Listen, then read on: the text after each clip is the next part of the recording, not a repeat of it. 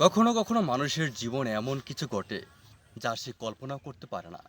আজ আমি আপনাদেরকে এমন একটি গল্প বলবো যেটা শুধু গল্প না, এটা একটা শিক্ষা। একটি গরিব মেয়ে ছিল।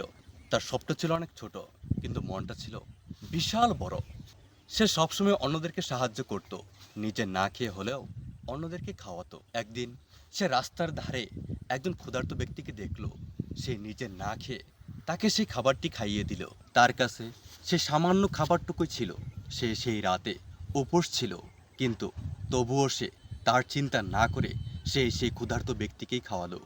কিন্তু সে জানতো না সেই মানুষটা আসলে একজন ধনী ব্যক্তি, যে কিনা মানুষের মন পরীক্ষা করছিল। আর সেই মেয়েটি তার পরীক্ষায় উত্তীর্ণ করেছিল। কিছুদিন পর সেই মেয়েটির জীবনে এমন কিছু আসলো যা সে কখনোই কল্পনাও করতে পারেনি। এই গল্প আমাদের শেখায়, যা তুমি দাও তা কোনো না কোনো দিন সেটা তোমার কাছে ফিরে আসবেই। তাই অন্যদেরকে অবহেলা না করে তোমার কাছে যা কিছু আছে, যতটুকু আছে ততটুকু দিয়ে তুমি সাহায্য করার চেষ্টা করো। তো বন্ধুরা, এই ছিল আমাদের আজকের গল্প।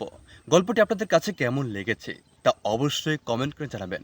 ভিডিওটি ভালো লাগলে অবশ্যই ভিডিওতে একটি লাইক দিবেন এবং নিয়মিত আরও এরকম নতুন নতুন ভিডিও পেতে আমাদের এই কাহিনী জগৎ চ্যানেলটিকে সাবস্ক্রাইব করে পাশে থাকা বেল আইকনটি বাজিয়ে রাখুন।